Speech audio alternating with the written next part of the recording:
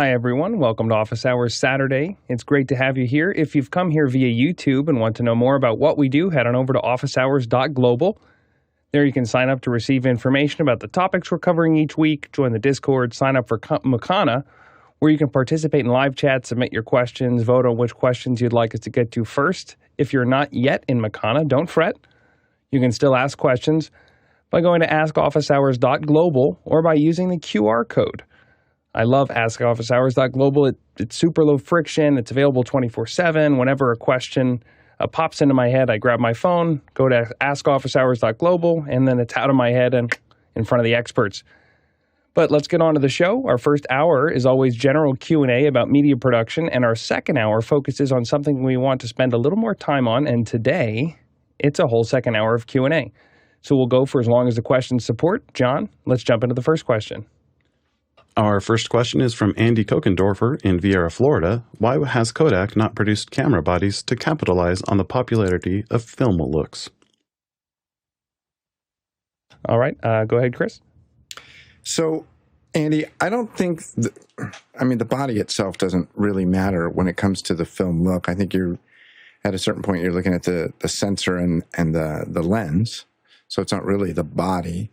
But I think that Kodak is going to be a very interesting company to analyze in 50 years because Kodak was a very clear leader, 20, 30 years ago in photography. Not the most high-end photography, but, hugely popular. And in the digital world, not so much. So when you're looking at companies surviving through giant shifts in industries, I think Kodak will be very interesting to look back and say, what did they do wrong and what did they do right? And my fear is that the wrong column is going to be much longer than the right column. All right, go ahead, Alex. Yeah, I agree with Chris. I think that there's actually stories about an engineer, I can't remember who it was, but there was a story that, in the 90s, he was like, we need to build digital cameras. And they're like, we're not going to build something that kills off our business. Like that. So they just weren't willing. They literally buried his research and ideas. And that was they could have easily been the leader in this area. And they chose to not do it to protect what they had at that moment. And that's always the challenge, and so I think that's what every company has to think about is are you protecting the island that you're on or getting to the island that's going to stay above water, and it's really easy to get caught up in protecting what you have, so I think that's the challenge that they have. The problem really with building a film camera is you think you want a film camera. You think, oh, that's really good, but it's a really I'm going to buy a camera. I'm going to take 3 rolls of film. I'm going to realize that if I took those with my iPhone, I would have, I would have taken 200-300, images, and I could do whatever I want with them. And now I have to scan them, and I have to send them out somewhere, and and you got to get. I grew up. My first camera was a Pentax K1000 when I was probably 10 or 11 years old, and it was all manual, and I shot a lot of film. I developed my own film. I was the darkroom head darkroom or whatever for my yearbook. I have a lot of experience in analog film, and I would never go back. There was a point where I was shooting film until the cameras got to about 6K. As soon as it was 6,000 by 4,000. I felt like I'm getting almost the same as I'm getting with film, and it's just so much. I'm shooting so much of it. The other big turning point for me was when I went to Zimbabwe. I had a film camera and I had a digital camera, and I shot all the stuff in Zimbabwe. But trying to, I've seen almost nothing from the from the film camera. It was dealing with the scans and everything else. I have lots of stuff from my digital camera, and for me that was that was in 2000, and that was a big turning point for my opinion about which way to go. Yeah, and I feel like what you can do, just in a Lightroom without a ton of effort to get to the kind of look you want and have the ability to make those choices about what you want that frame to look like have progressed so much just in the last 10 or 15 years. It's staggering. Even with the iPhone, I took pictures of my wife and my daughter outside. We were waiting in line to go into a ramen place at Oakland, California, and just took some random photos with my phone, with my iPhone 15 that had the portrait mode on or whatever. Holy smokes! Like, I was like, this is an incredible photo. And it's not that it's not as good as if I had had a film camera, but the fact that I can refocus it because they were both, one was in focus and the other one was out. I refocused it. I changed the focal length. I changed all the other things.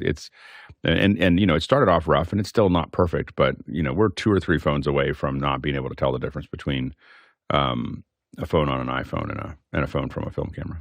Yeah, I feel like Kodak has a lot more value anymore as the brand recognition. The name of Kodak is more valuable than whatever the technology is in terms of digital. But sorry, Nigel, you had something to say? I was going to say what you're talking about, this problem of changing one business for another is called The Innovator's Dilemma. Clay Christensen wrote a great book on the subject. There are plenty of examples. IBM invented most of the optical things and then sold them to Sonnet because they didn't think its hard drive business would be affected by it.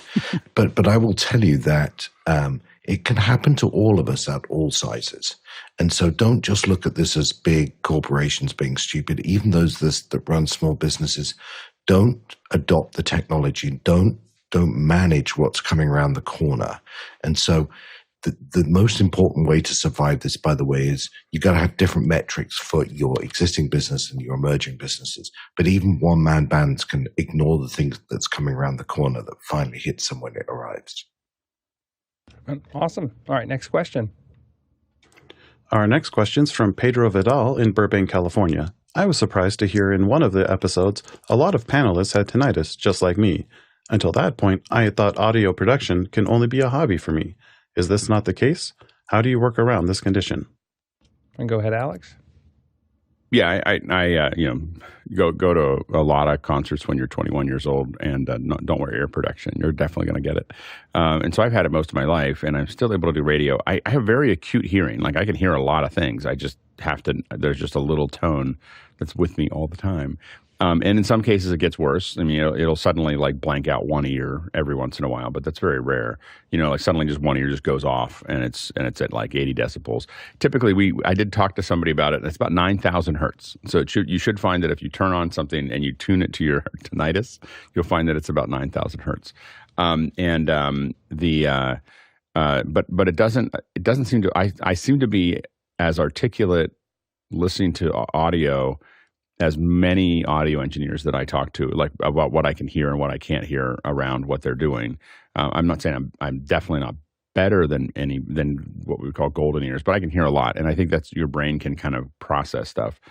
I do get used to it. There are a lot of experiments right now. I've talked to some folks that are challenged with tinnitus, and for some people it got a lot worse during COVID. They got COVID, and that got worse, and they're finding that there's these antidepressant drugs. That if you take them, it'll go away. Like, it just goes away. But the problem is that, like, I look at all the side effects and I'm like, I'll stick with the tinnitus. like the side effects on all of these drugs.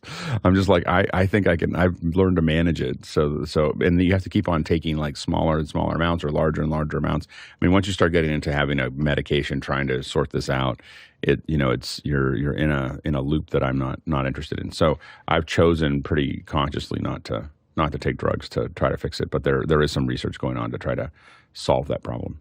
And you don't have to, get the 50-cent foam earplugs from Rite Aid to protect your ears at a concert. You can invest in, I think Etymotics makes a really nice set of, they will cut about 20 decibels off the top end, and they don't do as much to color the sound, so you can still enjoy the performance. I'm a guy who loves to go to live shows. I've been wearing ear protection on almost all of them. And I think in about 200 shows, I still, in a very quiet room, I'm just sitting there and I just hear this little ringing. And it's, but there's no way to reverse it. So go ahead and protect yourself. Next question. Oh, sorry. Go ahead, Alex. All I was going to say is that one thing that they have shown is that listening to music quietly, because a lot of the tinnitus is a brain function problem as much as it is an ear problem. And so listening to music quietly for whatever reason has your brain remap a little bit. So I think that there's there's potentially some connections to that. And I know that because of what I do, I don't listen to music that much, and I know that it's gotten better. Like, like I don't listen to rock. I don't rock out most of the days. I can't have any music going because I'm trying to think about how to do something. So I do know that mine's actually gotten better over time. Awesome. All right, next question. Our next question is from Chris Taylor in Carlsbad, California, who's using the QR code to ask, during the panel's display show yesterday, Alex and Chris used handheld iPhones to show their setups. They appeared wireless. How are they connected to your systems? All right, go ahead, Chris. In an attempt to make Alex feel uneasy about the childish ways that I perform production, I'm using the AirPlay feature on the iPhone, and there's a thing called continuity camera. And if I click that thing on, if I turn that thing on, my phone very quickly will go over and say, hey, look, I'm attached now to an iMac Pro. Now, what I do, my signal path is that I do have a lot of things that plug into an ATEM, and the ATEM plugs into the iMac, and then I run the ATEM through OBS, another childish app that Alex doesn't like people using, and then I have a preset that also ties to my Stream Deck that takes to the iPhone. So it shows up as a source when you create a camera app. And so literally from here, I'll show it like this. I literally just have to push the button and there, oh, wow, that was way too close. Sorry about that. And there I am. So by triggering it, it just turns it on. And it's, from a workflow standpoint, it's really easy. The downside is that if I leave it on this screen, if I walk within like 40 feet of the computer, this screen pops up all the time. And I always have to like swipe past it to go and, text my wife or whatever. So sometimes I turn it off. But if I think I might be using it, I just leave it on and it's ready to go just by pushing that button. Oh, except for now. Anyway. Doesn't always work. All right, go ahead, Alex. Yeah, I yesterday what I actually used was I did have a long cable connected to mine, so it wasn't anything special. There's just so many cables you couldn't tell. There was a big mess of cables there, so I couldn't tell that there was another cable that was hidden in there that was going to my phone. You could tell. Anyway, but what I do to do that wireless, when I want to do a wireless camera, is an Apple TV.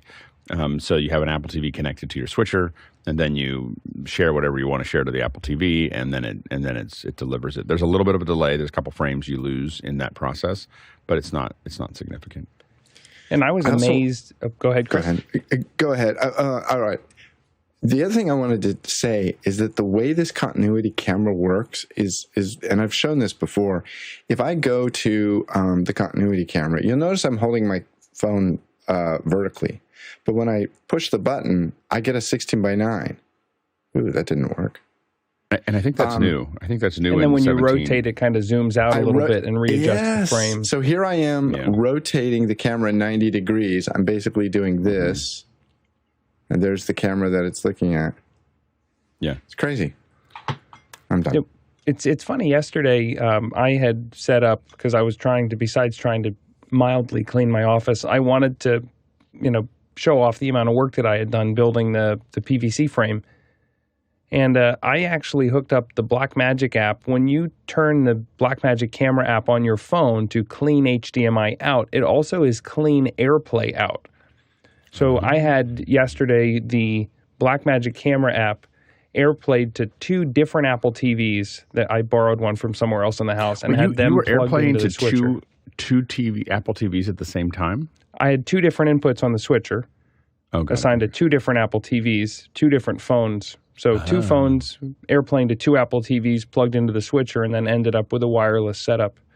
And it looked pretty good. The other thing that I was really impressed by was I left the one, as a test, I set up one of the cameras on Saturday of last week.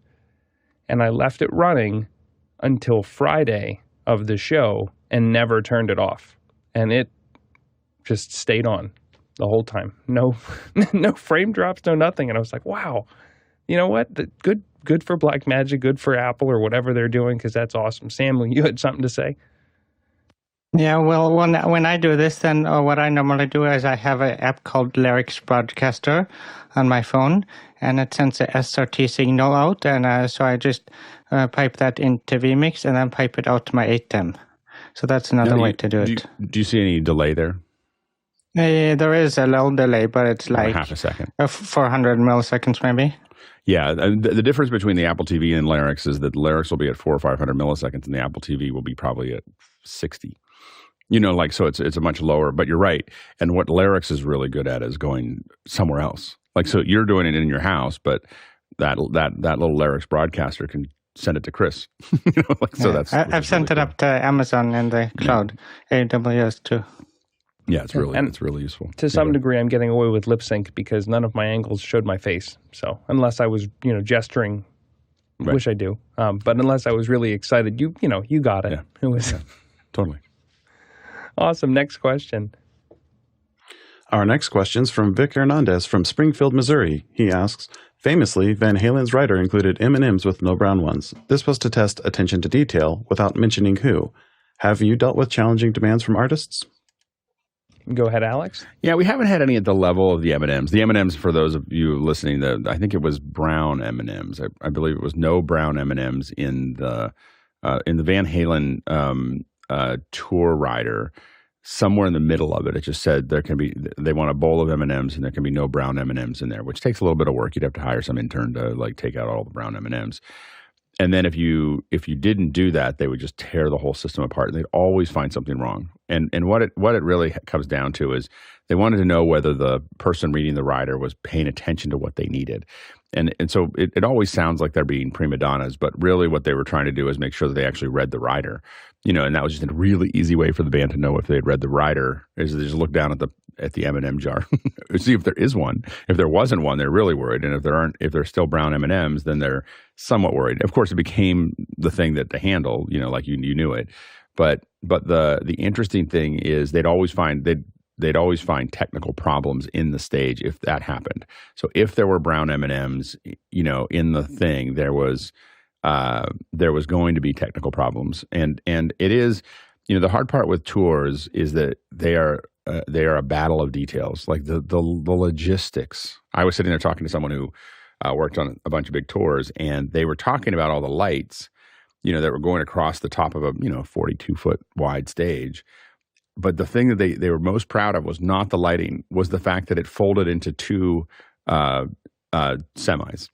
like all of these lights will go cleanly into two semis that are airtight. They're just that's what the lights do. And so everything about concerts, because you're finishing one day, getting in a truck, and oftentimes loading in the next day somewhere else. I mean, someone's driving all night to get there so that the next crew is putting that together, and it doesn't take very much. You look at the little thing. What's amazing is not when people have problems, like Beyonce lost audio in her concert or whatever, or something goes wrong. It's the fact that doesn't happen all the time.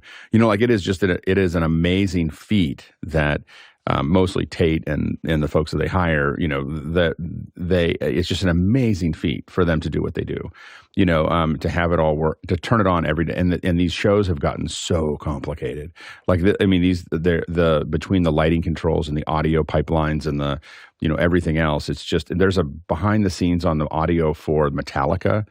If you want to get a sense of what it's like, it is, it's intense, of all, hundreds and hundreds and hundreds of channels. And anyway, it's just an amazing thing to watch. And so that was why back then it was nothing compared to what it is now. What I will say is that we work with a lot of artists, and, I used to do speaker support for seminars. So my job was literally, we'd have someone running something for a weekend. My job was to make sure that they stayed in a state of presence. That's what, and so they had all kinds of crazy requests all the time. I need you to go do this. I need you to go that, because the goal is that they're not worried about anything.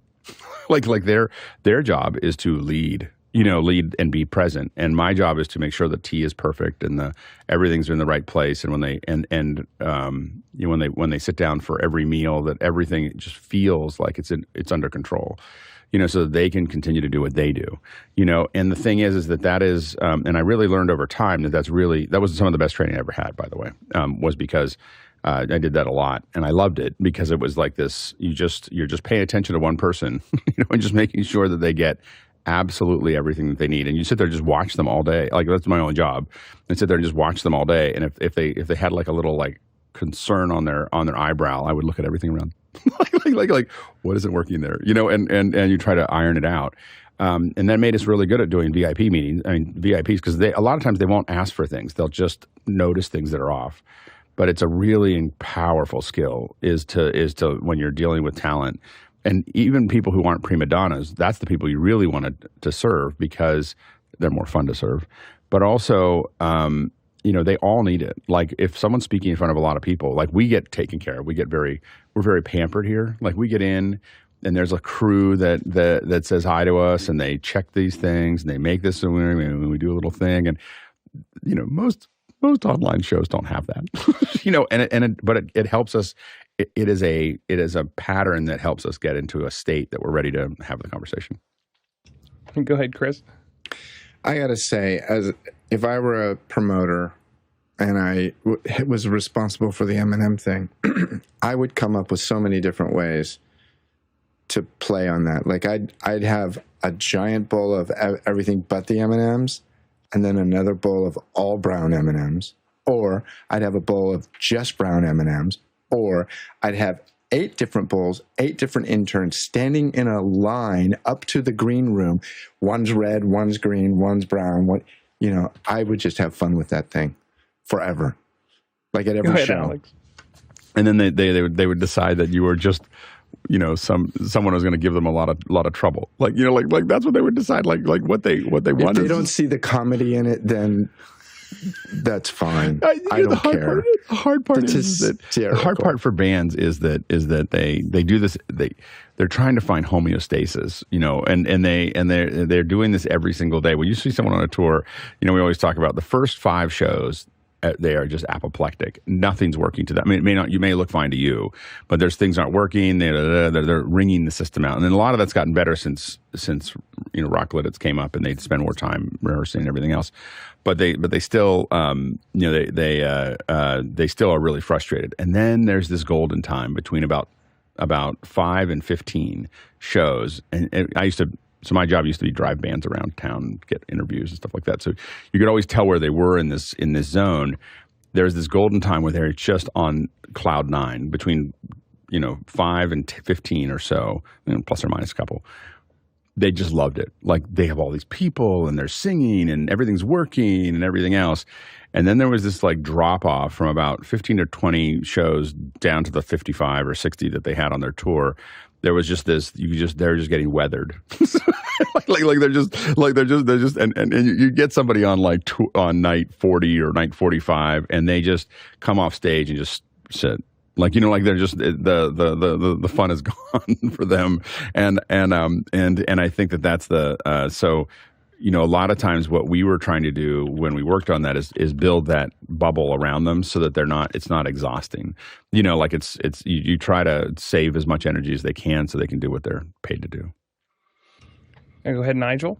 I was just going to point out the M&M store now sells M&Ms by the individual colors. So this isn't the sort of problem it used to be. So I don't know why we're still talking about this. Go ahead, John.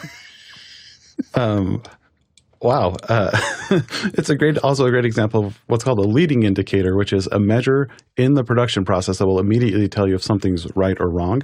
And it makes me wonder if Van Halen leaked this story out to see how many people would get the M&Ms right but miss some other trigger that they had put in their writer. Yeah, and the only other thing that I'll add to this is if you're not Van Halen, don't make a really particular writer. It makes people not want to work with you. It's like there's an inverse, there's a direct correlation to how much draw you have and how much you matter to the venue and how much you're allowed to ask for things. Just be easy to work with if you're new at this. There's a concept that and this is a general lesson, is understand where you are in the food chain. It is the most important thing when you're doing business is, and not where you want to be and not where you think you are and not where you aspire to be, but know where you actually are. And sometimes you are higher in the food chain than you think you are. Some people have a low self-esteem and they don't want to, they think that they're lower than they are. And most people have a problem with thinking that they're higher in the food chain than they are. They think they're a shark. They're not quite a shark yet. And they act like a shark, and then they run up to a shark, and then the shark eats them. And so the thing is that understanding where you are, and the hardest part is beginning bands, as an example, they're just happy to be there. They're really great to like hang out with. Everything's great. The bands that have just broken are the hardest ones to deal with, because they're just now, they've got all this stuff and everything, like, cause, and then when they get to be big bands, they just have a lot of infrastructure, and so like when we do, like, a lot of times we've had things with mixers, mixers is a big deal because they're music. The little bands are like, hey, whatever you want to do. And the big bands bring in their own, they have their own crew that does that. And the middle bands have they have a lot of particular things that they want. And it just becomes hard to figure out exactly how you're going to, manage those things. But it is important to, I've had some artists that were, really big artists that just felt like they were just hanging out with you. They didn't get caught up in it. And I think that is, it is really important. The more you can do that, the longer you can hang on to that, the better. Awesome. Next question. Our next question is from Femi Palmer in London, who used the QR code to ask, M1 MacBook Pro is no longer seeing decklink duo cards in Sonnet enclosure. This may have been caused by an update. Getting this from desktop video application, no desktop video device detected. Femi's reinstalled the app and changed the card already. Any suggestions? Go ahead, Alex. Yeah, I'm guessing you went to Sonoma when you said update. So, jumping from one OS to the other is usually when hardware devices stop working. And it's why a lot of us wait until February. so to update to Sonoma. So I think that, I don't know if it's all of the Sonnet boxes that are like that. It's probably some kind of extension conflict. The one thing that you'd want to do is probably find another Mac that has got a different OS, or maybe even the same one. The place that I would look is with all of these things, you're trying to reduce variables. So find another Mac that's back in Ventura, connect the enclosure, see if it shows up. That'll tell you whether it's the card or the enclosure. If the card and the enclosure show up on another Mac, then you're good. Like, that's those things are operational. Now it's in the Mac. Then update that Mac to whatever your current version is and see if it works. And if it stops working, then it's the update. But the key is reduce the number of variables that you're trying to solve at any given time, and you'll figure out what it is. But that's what the first thing I would do is plug that into another Mac and see if it shows up. And then start, that has the last operating system that I knew was working. Then update that Mac, and those would be the steps that I would probably take to make that work. One thing that I do that people probably think I'm crazy, but that's okay. I'll actually, because APFS has made it so easy to resize your hard drive partitions, if I'm in the middle of a project and something's mission critical, I'll actually make a new partition on the same exact machine and install Sonoma on that before I upgrade my production machine. Or sometimes I just migrate between the two partitions, because then it's kind of like a clean install just as a test. Yep. Just because that makes sure that this exact piece of hardware works before you go and back yourself down a hallway you can't get out of. While we're here, just a quick reminder, this show runs on your questions, so feel free to submit them in Makana, or you can use the QR code and askofficehours.global. You can get to that. You can scan the QR code, direct the browser over to the website. I encourage everyone, though, get signed up for Makana. Besides getting into chat with other producers, you can vote on questions, and then we can build the show around your level of interest. With that, why don't we just keep on going on to the next question? Our next question is from Larry Avery in San Dimas, California, who also used the QR code to ask, assuming Premiere Pro is your primary NLE, under what circumstance would you incorporate DaVinci Resolve into that workflow? Perhaps color grading? Others? Thanks. Go ahead, Chris. Hey, Larry, if you see Bill and Ted, tell them I said hi. I was just talking with Charles Klein just yesterday. By the way, Bill and Ted's Excellent Adventure, San Dimas, hi. I was just talking to Charles about color stuff yesterday, our friend Charles Klein. And he was saying that, amazingly, still 2023, and the handshake between Premiere and Resolve which he does a lot. He has a lot of people will edit in Premiere and ask him to color in Resolve, is still problematic. It still has problematic gamma shifts. And my recommendation would be, if you want to use Resolve's color tools, I would edit in Resolve. If you want to use Premiere's speed grade, whatever it is in the Adobe world that you're attracted to, maybe it's After Effects or the round tripping or whatever, I would recommend you stay in the Adobe world. Now, it can be done, but Charles is saying that quite often he has clients that have already bought off on all of the finessing and really minute finessing that he's done in Resolve, and then he gives it back to the editors, and they have to like diddle it and go back and forth and compare their repaired color to Charles's finessed color. And this really goes to the thing I always say, you don't want to fix a problem, you want to solve a problem. And if you're regrading after you've had something graded, you're fixing a problem, you're not solving it. Go ahead, Alex. Yeah, I hate going back and forth, and for with anything. Like I just don't like going back and forth. I think the main reason to use Premiere is because you're using After Effects. And so Premiere is a great way to do that. I think that I'm not going to make any friends at Adobe. I just think I don't understand how Premiere fits into the current pipelines. I don't understand why it's there. Like Final Cut, I totally understand why it's there. It's a lot faster. It's a lot faster to get everything done in Final Cut than it is everywhere else. And when I need to do something quickly, I open it up in Final Cut. As soon as I say this is a precision project, then I move to Resolve. I need precision control over my audio or video, or I need to have, these things. And I think that that's the power that Resolve has, is that it is it's not done yet, but it's getting there. Like it is really, as you look at these updates, like having all the audio there and all the video there and they're just slowly tying these all together into a way that, they don't compete head to head with everything yet. But like the jump in speed between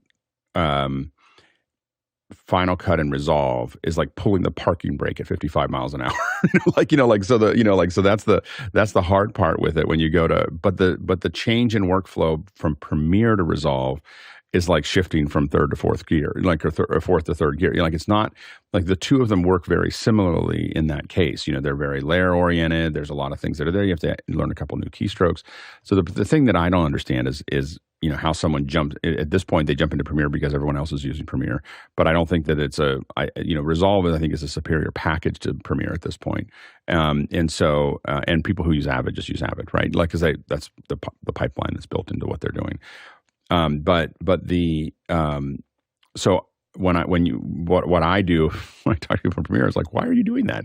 Like, if you're already in Premiere, why don't you just go to Resolve, and just do everything there? Because I don't think there's a lot in Premiere that Resolve doesn't have, and Resolve has an enormous number of things. And the fact that I can send Charles a derp and have him just do the stuff and send me back a file that just relinks is super useful. Like it's super useful to not have not have to like try to figure out how we're going to get in and out of an app, and it's still challenging, to have somebody else work on your stuff. You got to make sure in the same version, you have to, things, make sure, there's a lot of things that can still go wrong, but it is, especially if you're working with a colorist, I just feel like, and I think that more and more people are doing that. We're seeing Resolve from a high-end production. We're seeing Resolve showing up more and more often. And the hard part that Premiere has is that a lot of people are finishing in Resolve. And so the issue is that this trouble that happens here means that there becomes more and more pressure to just edit the thing in Resolve. And so I don't think it's quite there yet. I think it's still a little clunky here and there. And so I think that they have more, they have a lot of engineers working on it. So if you look at just the frequency of the updates and the number of new fixes and new features every update, it's pretty impressive. And the other thing that I'll mention is if you are at the level of just getting started and you're with something that's indie and you're playing with the idea of starting to do some color correction in Resolve, and the idea of picture lock is pretty loose,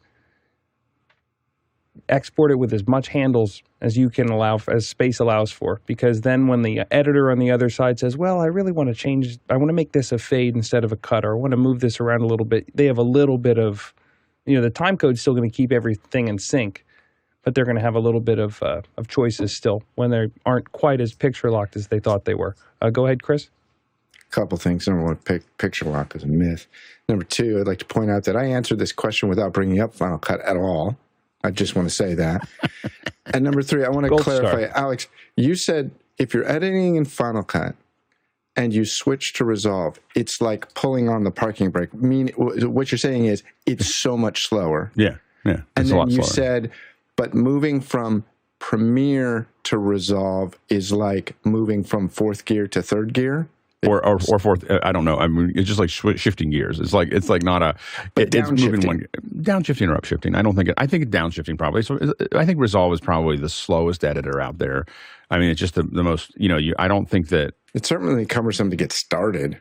It's really cumbersome to get started, and you really have to get it right. You have to get your project settings right. You have to get it's a grown up. It's a grown-up editor. it takes an adult to use it and understand what you're really clicking on. Into this grown-up child thing lately. Yeah, it's bothersome. Exactly. I also want to say that if you do need to go to Resolve for color, and yes, you probably should have started there. Try not to go back. But the gamma shift thing is a real problem.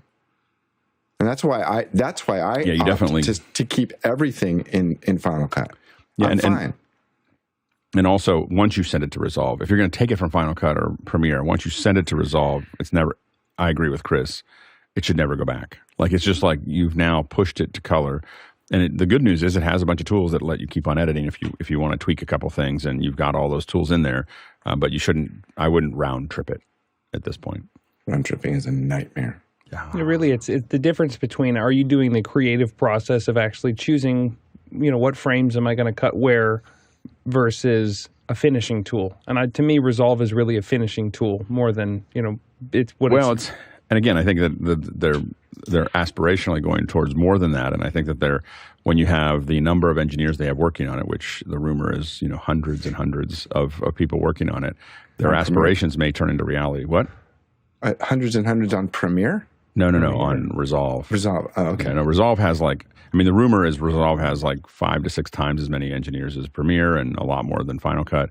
They have just so many people working on it is the thing, and they're basically working on 5 or 6. To be fair, they're working on 5 or 6 apps at the same time. Fairlight is its own app that just happens to be a tab, and the color is its own app that happens to be a tab, and the editor. So there's a lot of things going on. Fusion is its own app that happens to be a tab inside it. So when you say there's a lot of engineers working on different tabs that are in there, and you're going into their world when they go into it. So, but it's a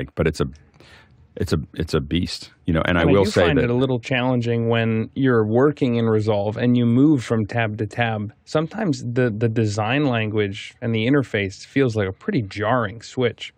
And you're like, hold on, I don't have a gut feeling for. I've lived in color for the last 6 months. I don't know where everything is on this screen. They're getting better, but I still don't understand the cut page.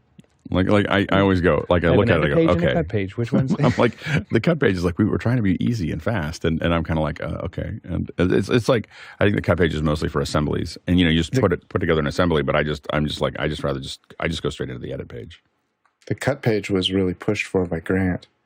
I also think I think the Premiere, to borrow one of our first questions, I think one day Premiere may be looked at as the Kodak of video editors, desperately holding on to the past. Yeah, yeah, and I think that the hard part is that what becomes difficult is that as the more and more of the market goes out into folks that are not getting paid by the hour, they get pretty touchy about being able to do everything in what they're doing. Final Cut actually does really well. And when I work with social media folks, a lot of folks are using Final Cut because they don't get paid by the hour. They want to get it done quickly, and they don't need to make it. They don't need to color it. At that level, because I do think Final Cut. That's one of the big weak points is that the color controls are. They're not when you're used to Resolve. They're not that, and they could spend more energy there. It was years before they even got wheels. It was just those weird the bars, which are powerful. It's just the interfaces. It's just but the wheels are there now. If you were using Apple Color on Final Cut 7, it's not natural. That's the dumbest thing, CJ. You said it took years to have it, but they have it. They have the color wheels. I agree, and that's what I use now when I need something fast in Final Cut. But I just remember it being really awkward. For me, it's more just managing color. Like the managing of color in Final Cut is just really basic. And so because I do HDR work, so I worry about like an HDR in Final Cut is not an option, really. And because they just don't they can do it, but they can't do it very well. So and neither does Premiere. Like I think if you're doing HDR work, you're in Resolve, and if you're doing HDR work and you're not in Resolve, you're crazy. Anyway, so there you go. Yeah, next question. Jeffrey Powers asked the next question from a QR code. What's the best way to wrap an optical HDMI cable? Do you try to train it over or under? And go ahead, Samuel. Yeah, well, the most important thing with the optical HDMI cables is that you don't break it. You don't bend it too sharply over edge or something. So that you have to be. What I normally do is have someone watch the cable while I'm winding it up. I like the spools that you wind them up on, but you can also do over under. But just be careful to not break the cable. Go ahead, Alex. Yeah, I mean, in most of these cables, the Corning ones at least are pretty robust. They're arguably as robust as a lot of the regular copper cables. But yeah, if you're, I agree with Samuel. Most of the time when we have long runs of 500 feet or 1,000 feet of optical, and this isn't necessarily optical HDMI, but optical, we're putting them on a roll, with a crank. We're walking back up and we're walking through it. When we do over under, of course, we definitely. I mean, I train everybody to do it. I was trying to find a picture before this. I was teaching my kids when they were like 10. Like, here's how you roll cables. But it's just a matter of telling people that you're going to have your hand over, and the next one you're going to pull it under, and that's it. Like and then you sit there and just repeat. And it is. I don't know. I feel like it's a skill they should teach in elementary school because it's good for everything to make sure that all works. It was funny. I my uncle.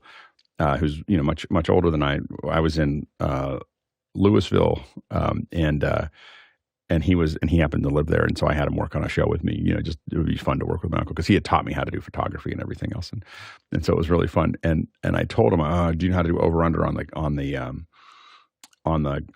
cables? And he's like, no, I haven't heard of it before. And I said, well, it's like this. And he goes, oh, you mean you're just coiling rope?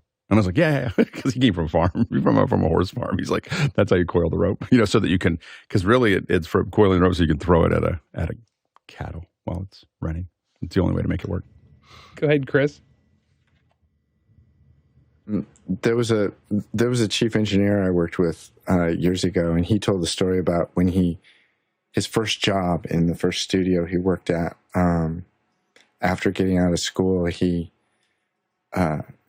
the engineer at that place tested him, and he didn't know how to wrap a cable. And he grabbed a 100-foot BNC and he goes, follow me. And he took him out in the back parking lot, and he took one into the cable and he threw it out, and it went all 100 feet laid out flat in the parking lot. And then he went and handed it to him. He says, don't ever set foot in my studio again until you can do that. And he said he was in the parking lot all day, and all the other workers were coming out going, you're working on the cable project. Yeah, good luck with that. And they turn around, they walk back in. It took them all day to figure out how to do it. That was one of the, when we were hiring, when I worked I had a short stint at the Tribune in the video department there. And the first day was like, wrap an XLR. That was part of the interview, wrap an XLR. We want to just to get an idea of where you're at. Go ahead, Alex. Yeah, I have this dream of doing the at some point we'll do it. We've been talking about it for a decade, which is to do the production Olympics. And so it is like, so for cable, it's like the 50-foot cable or the 100-foot cable, like it's like the 50-foot sprint, like 50-foot cable, and you have to wrap it up, and then you get marked for like how clean it looks, and your form, and then of course you have to throw it back out again to make sure that that's part of the check. And I just think that would be but there's all kinds of things like that would be really fun to do a production Olympics. Yeah. Awesome. I'm ready for it. Next question. Andy Kokendorfer in Vieira, Florida asks, what is your favorite camera and lens for street photography? Why? Go ahead, Nigel. So, and later I'll talk about my other camera, but the answer is my iPhone, because it's the one I always have on me. And I used to have a small little Fujifilm camera, which was like a pocket one-shot type camera. But I never had it on me when I wanted to do my street photography. I always had my iPhone. And I think the iPhone, the latest one with the 5x optical, is really my answer to that question.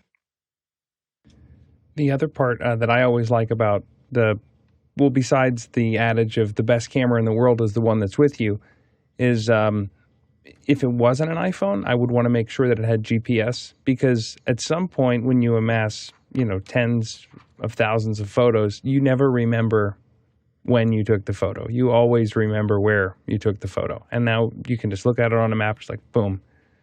It's like that's my party trick at a business meeting, is that I can always pull up exactly the photo that somebody's talking about before they think they want to show it.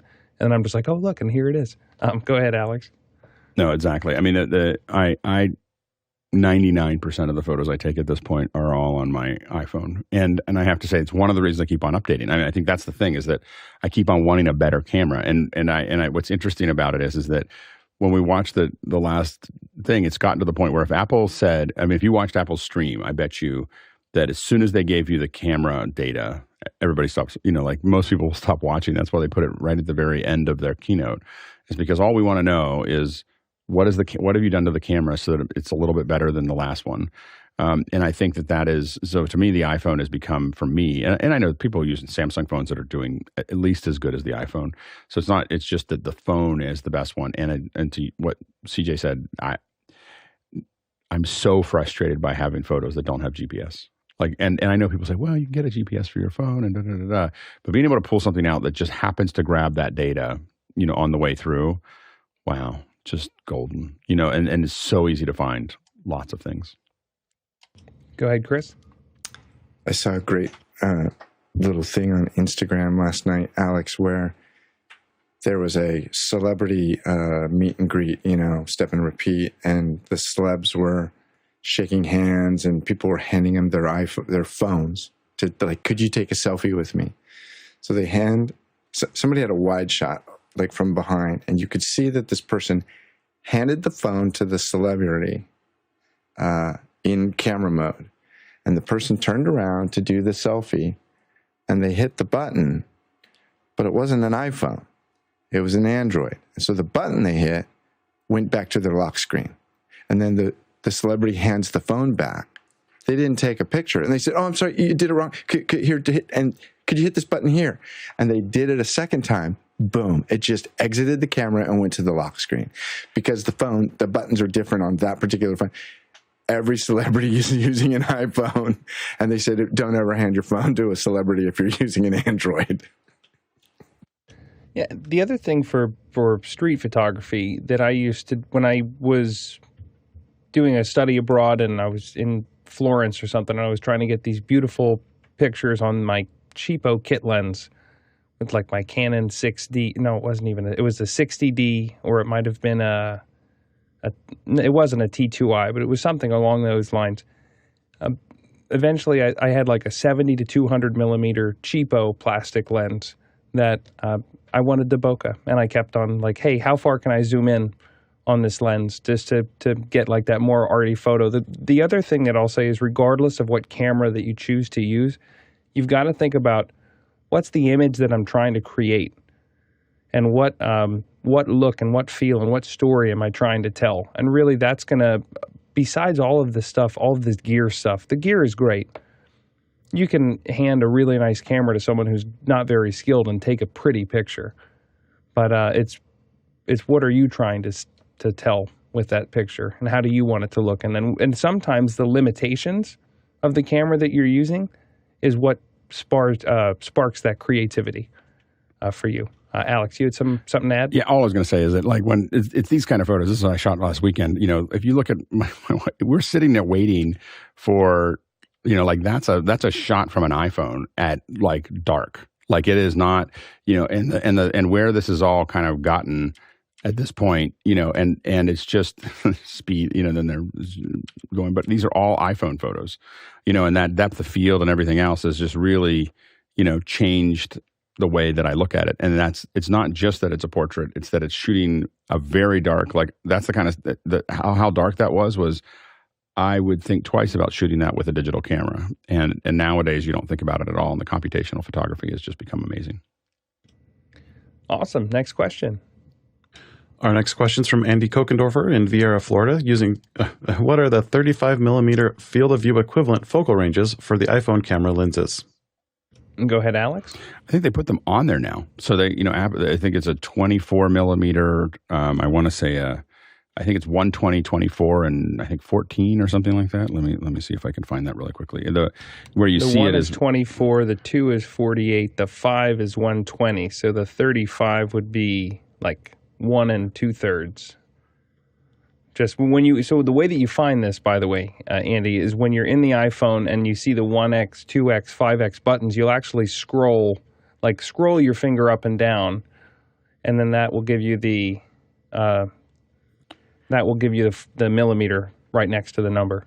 Yeah, because it's because I have 13, 13, 24, 120 on my 15, and so and by the way, when you select the lens on the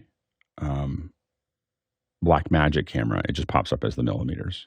Same thing. You just select that lens length, and so yeah. Excellent. Go ahead. Next question. Funsak Dorji in Dharamshala, India asks, "Hi panelists, we've decided to buy an FX30 for recording events, interviews, and panel discussions. Please suggest a lens which doesn't break the bank." Go ahead, Samuel. Yeah, I think the FX30 is a good choice. It's APS-C camera, so you can use the APS-C lenses. What I use, I don't have FX30, but I have this here, several Sony APS-C cameras, and what I use is the 18 to 105 f4 power zoom. So it's a power zoom lens, and it's got a constant aperture, so it won't get darker when you zoom in. And you can also use a remote control to remote the control wirelessly. You can even connect it to the DJI and use it as a PTZ and control the zoom through the DJI gimbal. So I have 3 of these lenses, and I'm very happy with them. If you want something with a little bit faster lens, then you can get like a Sigma 18 to 50 millimeters. So that's also a very popular lens. And prime lenses, I have several Sigma lenses, like the 30 millimeter f1.4 that I'm using right now. Go ahead, Nigel. Yeah, I went a slightly different way. I have the A7 IV because I wanted more of a still camera, but it still do video for it. And I put the 24 to 105 on mine. And I find that very flexible. The only downside, by the way, of the 24 to 105 is most camera bags that I don't mean camera backpacks, but like cover over, don't fit the 105, they fit the 70, so beware of that. The other thing I would tell you is Sigma and Tamron make great lenses. So we have a tendency to, if you've got all the money in the world, go Sony. But I wanted a really, really good looking lens. So I got the 35 mil f1.4. And that is a fabulous Sigma lens. So don't worry about going Sigma, Tamron. Some of those lenses are great. Yeah, and that's a great point about Sigma. I'm on a Sigma lens right now that's a 1.8 zoom lens. And first of all, it was cool that they did a zoom lens that was a 1.8. But besides that, I've been super happy. I'm just thrilled with the way that the picture looks. The only thing that I wanted to add, specifically, you mentioned interviews. And you've got to remember that the focal length of your lens is going to have an effect on the way that the shape of the face looks. So in general, a little bit longer of a lens is going to have a little more flattering look to your subject. Again, though, you're going to be dealing with physical space because you have to back up the camera if you want to go ahead and and use that longer length lens. Go ahead, Alex. Yeah, our kind of the ones that we put on our cameras, whether they're Sony's or Canon's or many other cameras, Blackmagic's is a 24-70. So finding a 24-70 lens is something that I have lots and lots of different 24-70s for lots of different cameras, and Sony makes one, of course. I think it's about $1,100. I will say that this is what you spend money on, in my opinion. Like you're going to change. You may decide that the FX30 isn't what you want. You want to go up to something else, or down to say you want to go up to FX3s, or you want to go somewhere else. I tend to always buy full frame lenses because I'm afraid that I'm going to go to a full frame camera, and I always want to know that I can just move the lenses because the lens is where you're really putting a lot of money. And so we've been able to shoot most events. The ones that we get for our cameras, not all of them, but we usually have sets of them that we kind of pay attention to, are the 16-35, the 24-70, and then the 70-200, and then a 100-400. And I'm saying those in Canon lenses because I don't have all of those for my Sonys. But that means that I have, with a doubler, I have a lot of range. I can do, like those 4 lenses will do almost anything I need to do. They're not as good as primes. They're not as straight. They're not going to be as clean as primes, but they're really, it's a solid solution for many things. But usually every camera has a 24-70, and then we have this kind of a couple of these other ranges of lenses that we use. But I would say that it's worth trying to spend money on the lens. If you're going to spend money on an FX30, which is now $500 less, which is great, at least in the United States. But I would really look at, if you said I have to get one lens for all these cameras, it has to be the same lens, I would probably get the 24-70s. I may be tempted to get a 70-200 or a 100-400 for one of the cameras, so that I have that long throw, and then I have a lot of flexibility on the other lenses.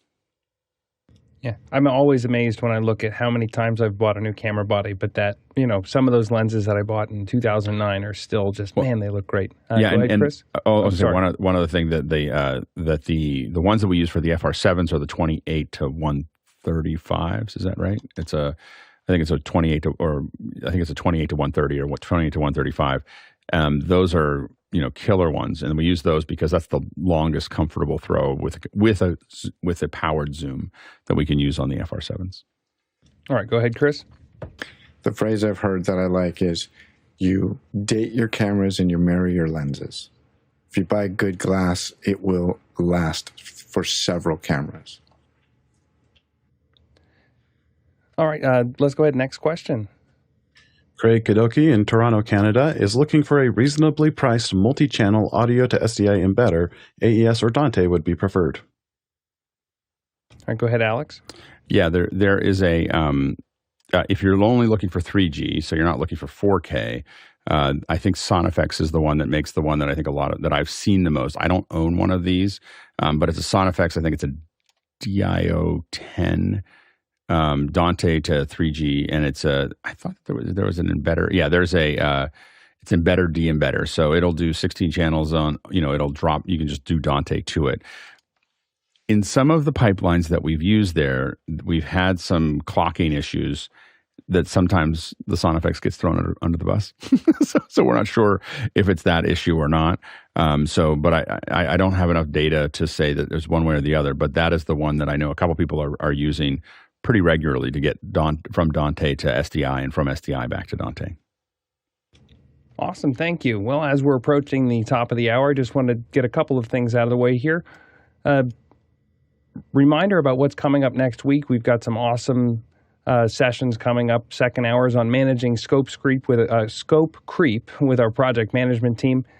That's kind of on our Business Monday. I think I saw something about a lab on motion lower thirds. And if you've heard a lot about this Blackmagic camera app, we're going to be doing a deep dive into that. So that's all interesting stuff. I know I've been loving it. Also today, if you're around immediately after the show and interested in knowing what it takes to be on the panel, there is a new panelists meeting, and that is going to be taking place immediately following the show. So be on the lookout for a link in Discord, hop into the Zoom, see what you're all about. Again, if you're already a panelist and you know the ropes, not a meeting that you have to attend, but if you'd like to learn about what it takes to be a panelist, then that is what the new panelist meeting is for. Also, we've got a whole second hour here, so we're going to go as long as your questions allow. So this is just a reminder. Our show runs on your questions. Ask them in Makana, ask them on askofficehours.global. And again, you can get that by scanning the QR code, direct your browser over to there. And one more time, I can't say enough, we depend on the voting of the questions to determine what order that we're going to answer them. So if you're signing up for Makana, besides chatting with all the other participants, sometimes the panelists will throw a chat in there, you can also vote on the questions so that we can arrange the whole show based around your level of interest. Let's go to the second hour. All right, welcome back to the second hour. And as we said at the top of the show, this is a second hour of general Q&A, so we're going to hop right back into questions and go right ahead. So let's go ahead with the next question. John? Andre Dole in Berlin, using the QR code, says, strange YouTube premium behavior. Since a few weeks ago, when finishing one video and autoplaying to a next one, I always get videos of a comedy series I subscribe to. It's only one of my subscriptions, but autoplay only plays this channel. Ideas? Go ahead, Chris. I think it's at least possible that YouTube just thinks you need more levity in your life. Okay, let's go ahead, Alex. Possible? Yeah, the algorithm is really complicated. It's making the algorithm for YouTube is just like looking into the sun when you think about what it's doing, and it's trying to figure out, what you're most likely to click on. What are you most likely to like? And it may have decided that after these, you've done some behavior at some point, or many people like you with your same profile have done a behavior where they watched this and then they clicked over to something that was funny, or they clicked over to this, so it's looking at not the behavior of the kind of things that you watch, but not just the kind of things you watch, but also the kind of things that everybody watches that are like you. And I find that the recommendations are, my biggest complaint about YouTube is that I see the recommendation while I'm clicking away, and then I want to go back and there's no way back. Like you'll never find it again, and so you just have to be. So now I've learned to look very carefully at the recommendations, because oftentimes they're fun. And if it's just showing you Nate Bargatze, it's just because he's great. Like if you can, there's no limit to there's a couple Nate Bargatze ones that I can just watch over and over and over. Like no matter how many times they pop up, I'm like, I'm gonna watch that one again. It's good. Yeah. All right, Chris. Alex, about a month ago, you made the comment about the JFK thing, about if you believed in the grassy knoll, you were a nutcase, and now maybe not so much. Yeah. And I went and I watched like 2 JFK videos, and my YouTube channel. Oh no! I there's no way Oswald worked them out. Yeah, we all know that. I've said that for decades. But my point is that my YouTube channel is like 60% JFK stuff now. Yeah, it's crazy. If you just the key is to share your account with your family so that they watch so many things. The algorithm has no idea, because my whole family uses one account. We can't understand you. Like, he watches so much anime, and then he watches so many things about robots, and then he watches so much stuff. They have unless you're going to pony up for a day to figure that out. Unless you're going to pony up for a second YouTube premium account, because I wouldn't wish the ads on my worst enemy. There's no way that you can open a second browser and be like, okay, the oddball stuff I'm going to watch in this version of YouTube. Then the stuff that I actually care about and I want to curate. Because Alex, I think you said you do that with TikTok. You have a different device. I have 5 different devices that I use. I've settled into one. The problem is that TikTok, you get into a groove and you can't get out of it. And so I have one TikTok that really sits inside of, I don't use all of them anymore. I used to have a bunch of them, and I had different accounts in each one. And I would be very careful. I'm going to watch how-to videos on this phone, and I'm going to watch comedy on this phone, and I'm going to watch, and I mostly watch just one now. But if I really want how-tos, then I go to this other TikTok account, because it will just feed me how-tos all day, and I skip over everything else very quickly, so try to make sure I don't screw up the algorithm. Resistance is futile. Yeah, exactly. All right, next question. Our next question is from Craig Kadoki in Toronto, Canada. I noticed the other day that while in a video call on my iPhone, there now is a control center option to disable the goofy gestures. Has this shown up in a new macOS update as well? Go ahead, Nigel. Yes, there has. So I'm running the latest version because I'm a daredevil of Sonoma. And on the top bar, there's a little green box with a camera in it, and it has 2 different options. It shows you that I've turned on for my QuickTime. So if on my QuickTime screen you'll now see something, but it's turned off for my Blackmagic camera, so you won't see the thumbs up happen. And you can use it if you go into that option. You can change the settings, portrait, studio light, and reactions for each of the different outputs. And then just if, as one extra note into that on the macOS toolbar, if you're using anything that captures your screen at the same time as your camera's on, instead of that little green video icon, it'll look like the presenter icon where there's a little human shape in front of the rectangle. That'll give you the same clicking so that when you do your thumbs up, you don't get all these crazy video effects, because nobody wants that stuff. Why do I want that? Turn that off, please. No. Next question. Our next question is from Ronny Hofsoy in Tromsø, Norway. There are so many different types of lavs, and hiding it under clothing needs different types of accessories. What's the most used or most popular product and tricks for hiding lavs under clothes? Go ahead, Alex. Yeah, there's a lot of tricks to this. I mean, the ones that we see the most in production are DPAs and Countryman. So Countryman, now we think of those as headsets, but they make a lot of low profile ones that are, and there's a lot of mics that do this, but these are the ones that I see the most, at least, are DPAs and Countrymans. And they're very, very small pickups.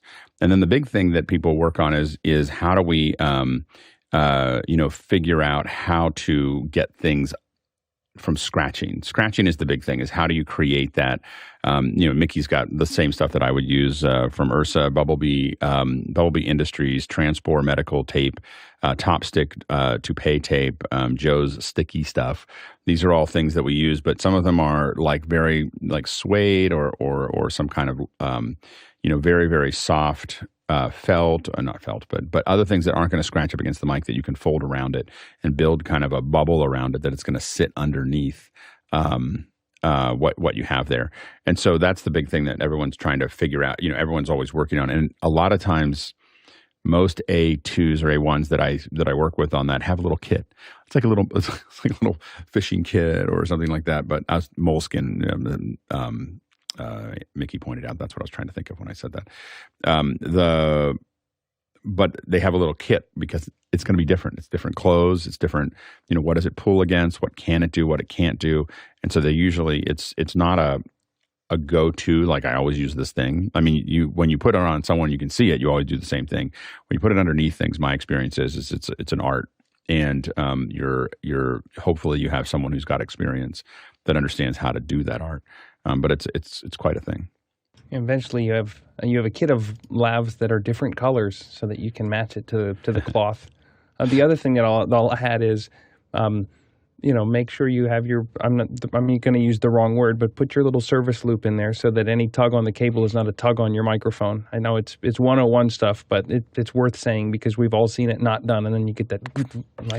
There's a great. It's not. This is a little overkill, but there's Adam Savage. I think he's hanging out. He does a whole talk with the folks that do the mics for Hamilton.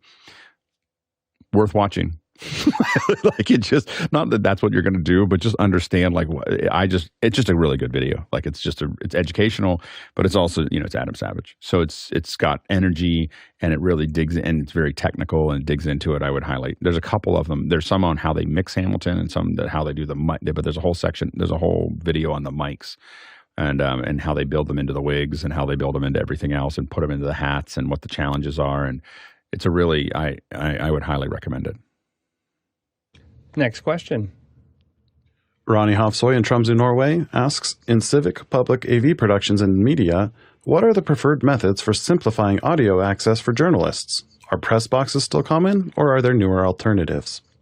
Go ahead, Alex. So many options. So press boxes are still expected.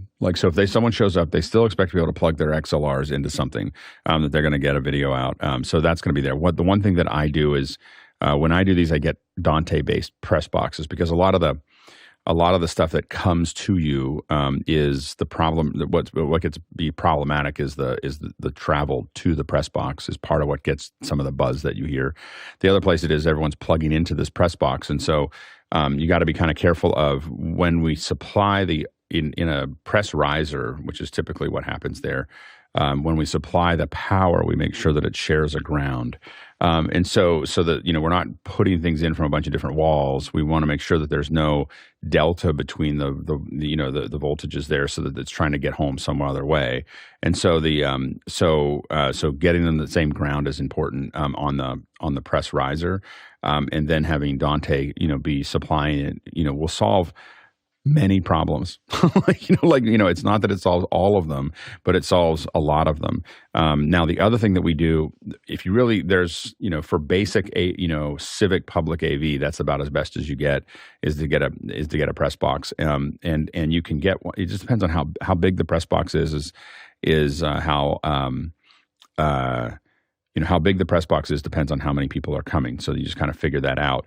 The other thing, though, that we found was that if a lot of them want the video, because our video cameras oftentimes are better. Now, the other thing that we do, and I admit this is a little manipulative, but when I'm doing some of these, a lot of times what we do is we do the press box, and then I put, and here's the stage, let's say down here. And what I do is I put our camera right there. So the camera sits, in there. And so our camera, and the big thing is our camera is isolated from the stage. So I don't have any shake at all. They do because I put the photographers on the same press box. So their cameras are all doing this stuff here. And our camera is rock solid with our person standing here. I usually stanchion it out like this so that our camera is unencumbered. There's nothing moving. And if they let me, I will section this off so that we're not even sharing the stage. So even my person isn't shaking. And so then I have this rock solid camera that we spent hours, getting tuned with everything else the day before. And the press comes in, they get 30 minutes to get set up on a shared press stage, and their cameras are, doing, and, we give it to them. I mean, and here's the deal. That's what they get everywhere else. It's not like I'm taking something away from them. I'm just not giving them what I have. Then what I do is we provide basically a mult, but it's for the video. So we give you a video, here's video with it. And in some larger events in international events, we have spigots that are service panels, not the device, but convenience panels that sit on the outside that they can plug into, and we mark what they are. And we have some Teranexes in there. And basically, we put other languages on other channels. We have one that's just straight stereo, that is whatever happened on the stage. But a lot of them we'll put a bunch of channels in there. So we'll have, 10 channels, 12 channels, up to 16 channels of interpreters going down that piece that are all being embedded onto that SDI. If you plug that spigot in, that's what you're going to get. And it used to be we'd convert to SDR, SD and not SDR, but SD and HD. We'd go 25, 30. We'd have interlace, progressive. You have one Teranex for each service. You push it out to each Teranex, and then you drop them you put them into you have a router. And then you route them all into into these panels. And what's nice about that is then everyone just kind of comes in and just plugs into it. And then oftentimes we're delivering that back to a pool. So the press pool means that it goes out to the switch or LTN or whatever in it, or both. And people can just log in and pull it down. When you start doing that, the only reason I expanded this is because when you start doing those kind of extra services, what ends up happening is you get less and less camera operators coming. The networks will keep on sending cameras because they feel like it's their duty to do that, and but the smaller organizations will stop sending their camera operators, and it just makes it less messy for you. If you do it over and over and over again that way, because what you're doing is you're providing so much service, you're providing a better signal more conveniently and less expensively to the client. And what that does is the weight of that, it just slowly just draws out, except you'll have 3 or 4 networks there and everyone else will stop coming. And then it's just a much more sane thing on the back end, and everybody's adults. And I know I keep on talking about that, but it's just a full press pull is chaos, and they are the level of elbowing back and forth and pushing, and the ability to interact with other human beings is very low by a lot of the people who get sent to these things. And so getting rid of those folks is really useful. And so this is a way that you create a system that just gets the people who are the folks who have been doing it for 20 years, are the only ones that show up. And that just makes it a lot easier for you to run your show, and you get better coverage of your event that way. So, I mean, I know I expanded that a little bit, but it's a Saturday. To some degree, you're really also useful. controlling the narrative that's getting out, Yes. to the world, because you're the one. That's a side You're in effect. the driver's seat. It's an ancillary The benefit. side effect is that I get to frame it the way I want to frame it, and I get to do what I want to do, and I get to tell the story I want to tell, and it makes it easier because there's little things like step and repeat is there because you don't know who's going to shoot what, right? When you control the camera, what you do is you build the background in a way that you want it to look, right? And then and on your frame, right? So and the key, by the way, is to drive the background from the camera, not drive the camera from the set. So you look at your frame and you make it look, and what you care about is that your subject looks like a film.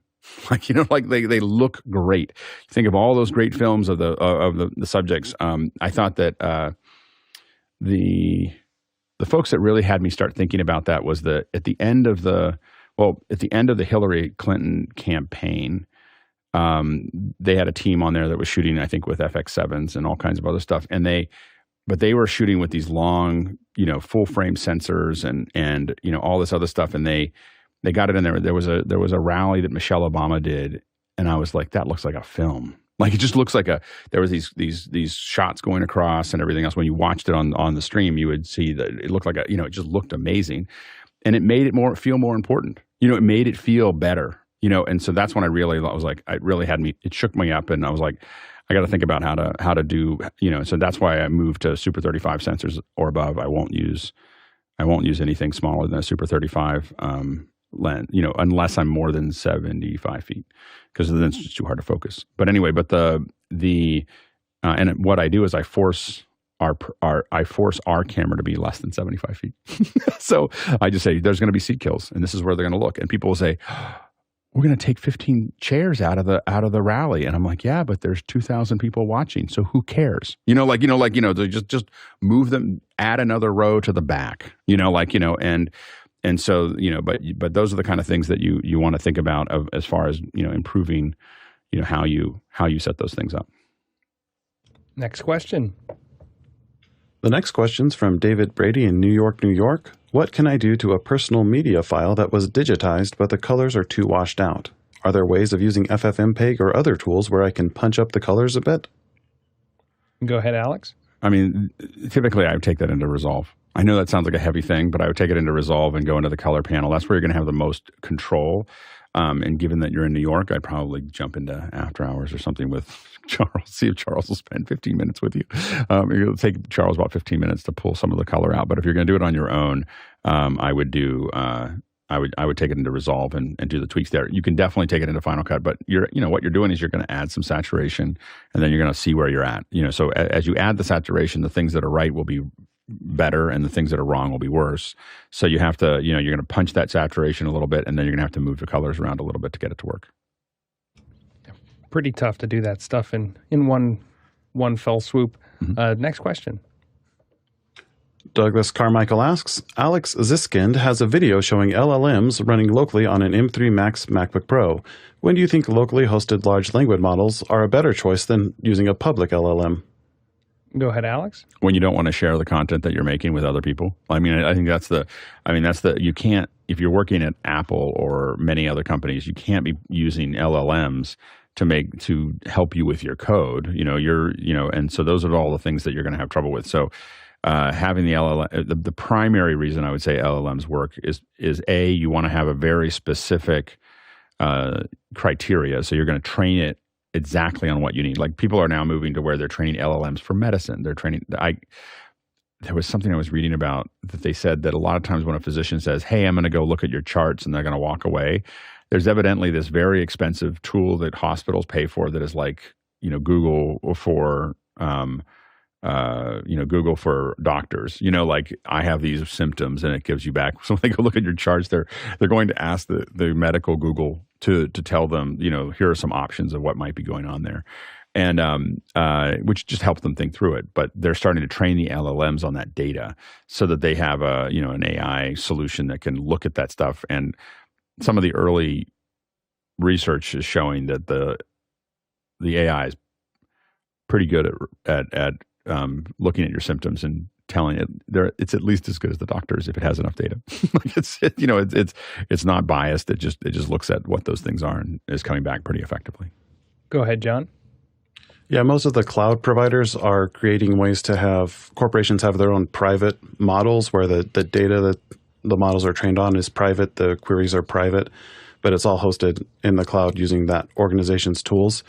As far as hosting like locally on a single computer, they are so compute intensive that it's almost never going to be worth it to take the extra time to wait for your local computer to process it with our current LLMs at the complexity they are today. And I've even tried, because you can get stable or Diffusion B for Mac will let you run stable diffusion locally. And I know that I think John Pretto said before that he has experience running those models locally, and that you have a base model that basically is setting the rules of, here's English, this is general knowledge, and then you're building on top of that with, your specific data that you'd like to keep private. So, I know that there's, GPT Enterprise from OpenAI, and it's encrypted and apparently it's private. I still am very, very hesitant to put anything in there that I wouldn't want to be just out there in the ether. Next question. Ronnie Hofsoy in Tromsø, Norway asks, shooting S-Log3 Cine exposed to the right by 1.7 stop, sending HDMI to a display via microconverter with a LUT from LUTCalc. How should I compensate for the increased exposure in LUTCalc? Is stop correction the correct setting to change? Go ahead, Alex. Yeah, I think that the increased exposure in LUTCalc, I'm just not sure whether you're considering that to be accurate or inaccurate. In that area. The reality is that log has a lot more data than you're going to see when you're looking at it through a LUT.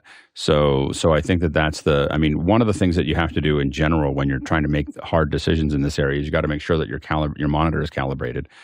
We're using a lot of the Blackmagic has a monitor, a monitor adapter that's going to take that SDI, convert it to HDMI. But what it also does is it has a sensor on. It has a plug for a camera calibrate sensor on the front. So you put that box in the middle, and then it can calibrate the monitor to make sure that it's ready for that signal. So you want to be looking at something like that if you're going to try to make these hard decisions there. Otherwise, what I would say is that you do, I don't make any decisions about signals based on what it looks like on a monitor. I open scopes. So you're going to look at what your nominal values need to be on scopes, and you're going to make decisions. You're going to look at the RGB parade. You're going to look at the waveform. You're going to look at the vector scope. Those are the big three that you're going to need to have opened. I don't do shoots without them. I don't shoot stuff. I don't do remote shoots where I'm looking at the footage without scopes. Scopes. Don't trust your eye. Always, you can look at it and say, okay, it looks great. And if it looks good on that monitor, you can always get back to that. If you're really happy with it, there's some version of that will get back to it in production. So you know that you can get there. But I do things, I don't do a lot I look at it and say, hey, it looks good as a quality thing. But I want to, systematically look at a scope and make sure that I'm not peaking in one channel. I'm not, those things are all with where they need to be. And most colorists that I know are pretty dependent on looking at data to make decisions. And I'm not sure, exposed to the right by 1.7 stops, does that mean that it's overexposed on the monitor, or maybe it's over? I think the idea of shooting log is that you're going to capture all of that dynamic range data anyway, so you shouldn't. I think it's a little overexposed. I think that's what he's saying. Little pushing it a little bit. Yeah. So again, in God we trust. All others bring data. Next question. Zach Stallsmith in Chautauqua, New York asks, I am currently getting away from using iCloud and slowly migrating to a TerraMaster 2-bay NAS. What other options would you recommend for a home file server to store all of my personal and professional files? Go ahead, Nigel. So I think normally here we'd remind everybody of the 3-2-1 idea, that you need 3 copies, 2 devices, and at least 1 offsite. So I'm not ready to get rid of my iCloud. There's a particular role for me, particularly if you have iOS devices. And I have a certain comfort making sure that there are critical documents that I might need to get to anytime securely in iCloud. In terms of local NAS, I went to a Synology 1522 Plus, because you can put all the bells and whistles on to make sure it's fast I/O. But I think any of them, of those devices, unless you have specific production performance needs, work pretty well. But don't give up your offsite. There is an important role for offsite for documents and things that you must have copies of. I'll second the Synology recommendation. I started mirroring all of the cloud-based file storage services, a Dropbox, a Google Drive, a OneDrive, an iCloud Drive, anything else. There's a mirror of all of those services locally on my home network, all syncing to like a 28 terabyte Synology. And that's important to me because if the internet's down and I need that file, I need to be able to get to it. There's also the idea of having to wait for it. You're also in a little bit of a buy once, cry once situation with the network attached storage. If you think you need a 2-bay, buy 4. If you think you need a 4-bay, buy 6 or 8, because it's infinitely easier to expand than to go ahead and transition your entire file system over to a new NAS. That'd be my only other feedback there. Next question. Dirk Brewer in Guatemala wants to know, yesterday I upgraded macOS Sonoma from 14.1.1 to 14.1.2. Unfortunately, the external 2 terabyte hard drive disappeared. Dirk's tried Disk Utility's First Aid and then Get Data Back Pro with no luck. Any recovery app for macOS that you would recommend? Go ahead, Chris. I'm curious, was your drive attached when you did the upgrade? Because I did the same upgrade 14.1.2 yesterday as well, and I just tested a handful of SSD drives, and every one of them mounted just fine. I literally just in the last 2 minutes. So I'm curious, was it because the drive was attached when you did the upgrade? I don't have an answer to get it back, but I'm an editor, so I have piles of drives laying around, but mine all mounted just fine. Go ahead, Alex. I would also change the ports. If you're using a studio, change the ports from the front to the back if they were in the front. I'm having an issue right now that I haven't quite got to the bottom of, which is that my front USB-C ports on my Mac Studio will not mount drives. I've never seen this problem before. It just happened over the last couple of days. Yeah, go ahead, Chris. So what version of the OS are you running on your Studio? Ventura. Like it just happened. So I just did this on the front of my computer out of convenience. No problem at all. No, I've used it since I bought it that way. Literally in the last, it did some kind of security update, and then for whatever reason, the front ones are not. It sees the drive turns on. It is there's a light there. Does it see data on the drive? No, it doesn't. So here's the deal. It just the drive. It doesn't see the drive. The drive doesn't show up in Disk Utilities. My MixPre is connected to that one of those ports. Like it's passing data. It's not like the port went dead, but it will not look. And I can't. And these are your Picatinny NVMe. These are those Picatinny rail. No, it's all of them. NVMEs any drive. No, it will not drive. see any drive on the front. If I plug it into the back, it immediately sees it. It's a and I haven't quite figured it out. There's two things that happened at the same time. One is I had an update, and the other one is that I was looking at some SSDs that I used an SSD reader. It's like a little USB-C to an SSD, like a raw SATA. And both of those things happen on the same day, and I don't know whether one was connected to the other, but it is, for whatever reason, it's decided the front two ports cannot be accessed by a hard drive. It might be some kind of security setting somewhere or something, but it just turned on, and now I can't turn it off. I can't use them. So. It's so frustrating when you have two computers that behave completely differently. Well, this is the same computer. It's the front versus the back. It is literally the front of my computer. Yours is easy to fix, though. It's an easy fix.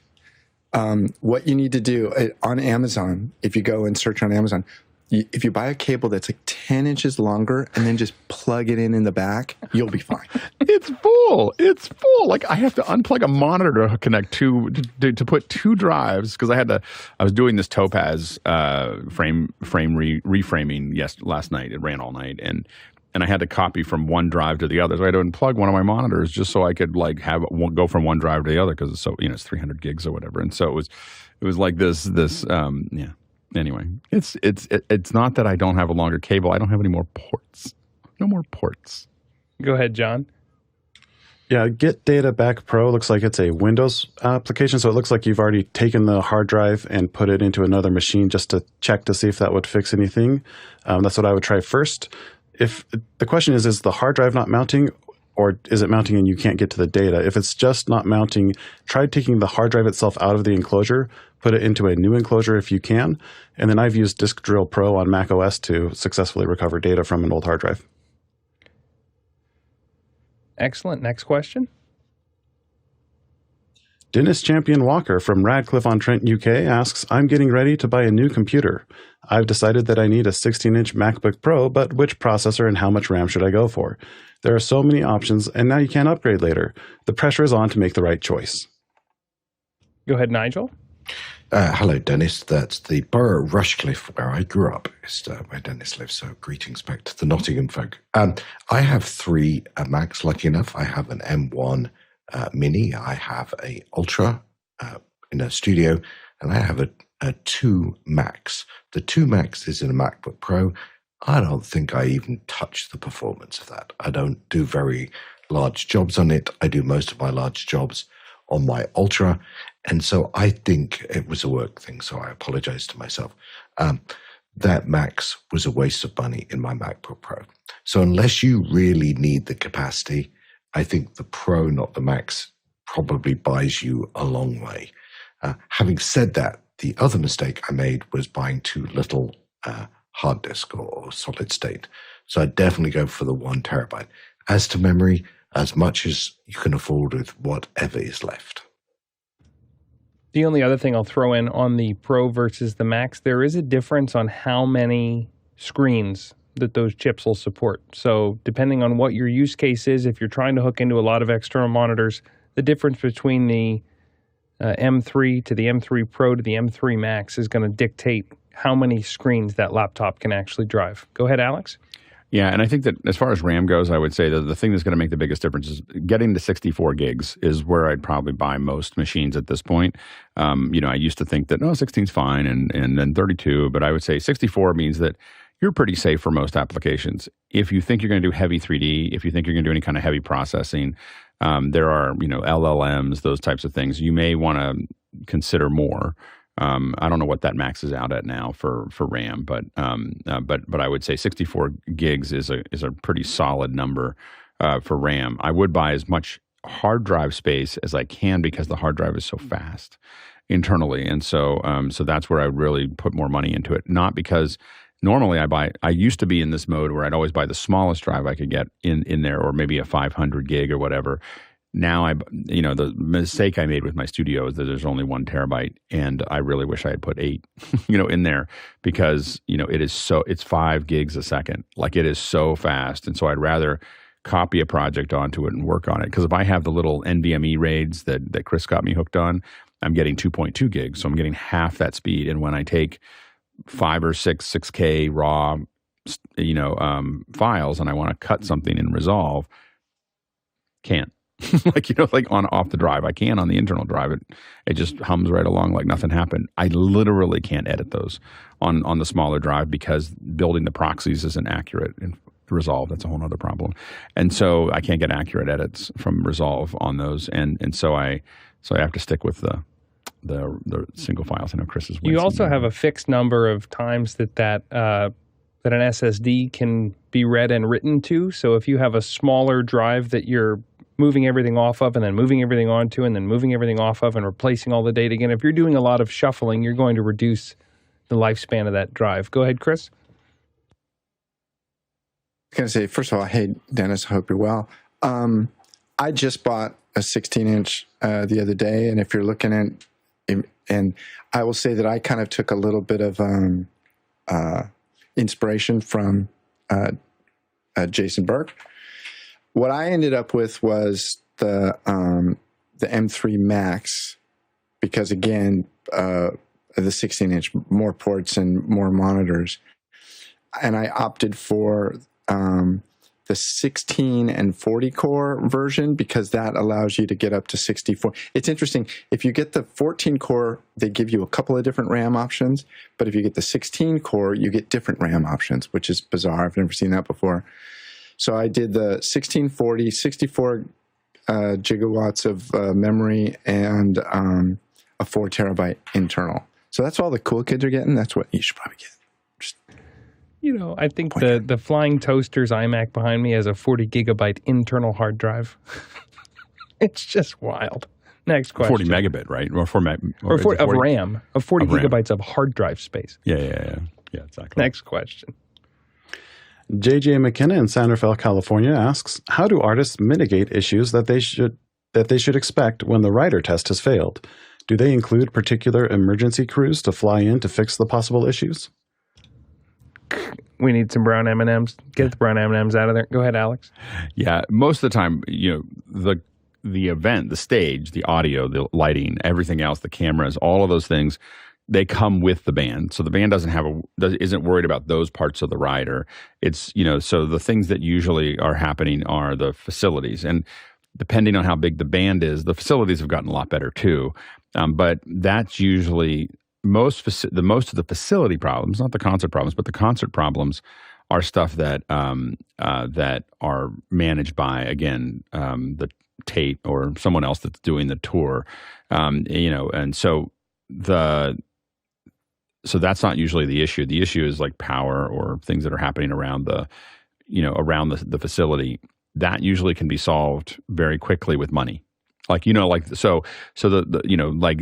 Most of the problems that happen at a venue that are not related to the AV and the staging and the infrastructure are things that are readily available. They just cost money to bring in. And because you have a rider, you tell people that, hey, you're in breach of contract, and so I don't care what it costs you to get this in, you're going to get it in, or, usually a good rider will have a ton of things that happen if you don't do what you said you were going to do.